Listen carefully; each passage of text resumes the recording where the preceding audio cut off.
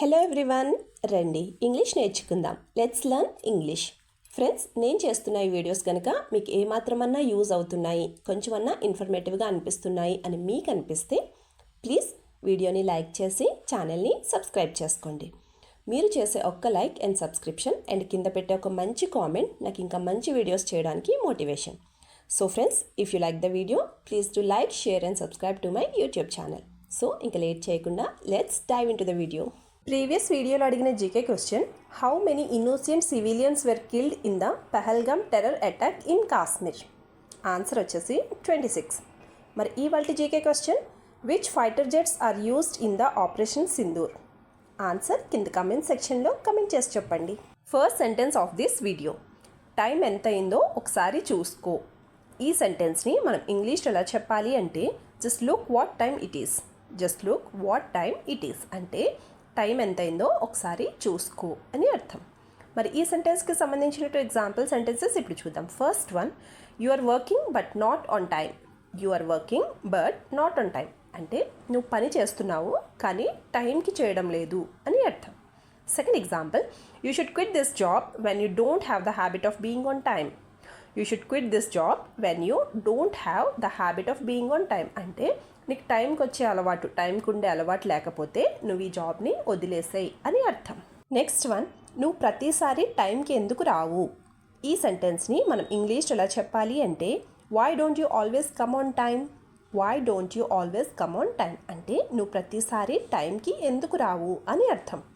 మరి ఈ సెంటెన్స్కి సంబంధించినట్టు example sentences ఇప్పుడు చూద్దాం. First one, I know very well that you are late in purpose. I know very well that you are late in purpose అంటే నువ్వు కావాలనే లేట్గా వచ్చావని నాకు బాగా తెలుసు అని అర్థం. Second example, what do you get from bothering others?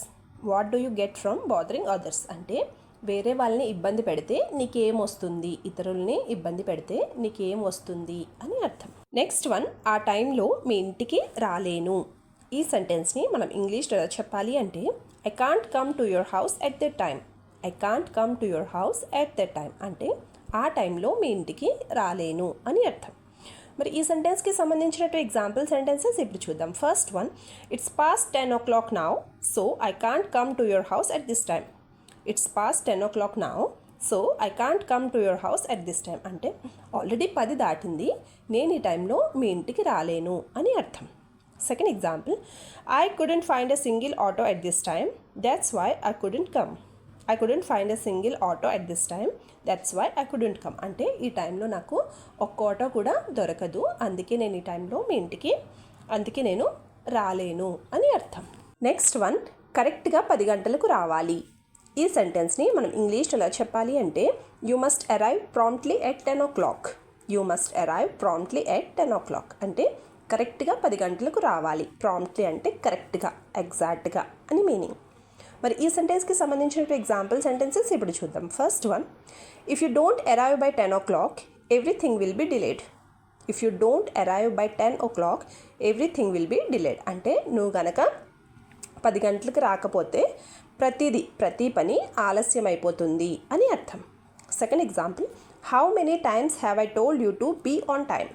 How many times have I told you to be on time అంటే నేను నీకు టైంకి రమ్మని ఎన్నిసార్లు చెప్పాను అని అర్థం. నెక్స్ట్ వన్, నువ్వు డబ్బులు సరిగ్గా టైంకి ఇచ్చావు.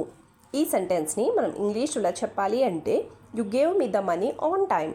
You gave me the money on time అంటే నువ్వు డబ్బులు సరిగ్గా టైంకి ఇచ్చావు అని అర్థం.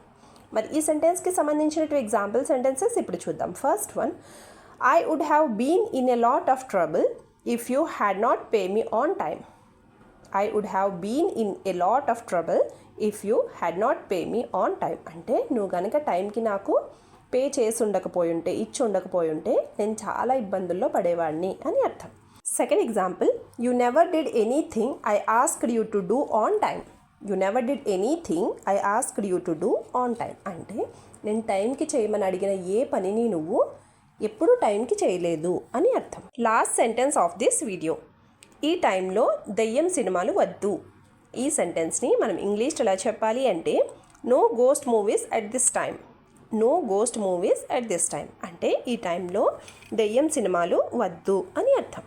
మరి ఈ సెంటెన్స్కి సంబంధించిన ఎగ్జాంపుల్ సెంటెన్సెస్ ఇప్పుడు చూద్దాం. First one, you don't really know what to do at what time.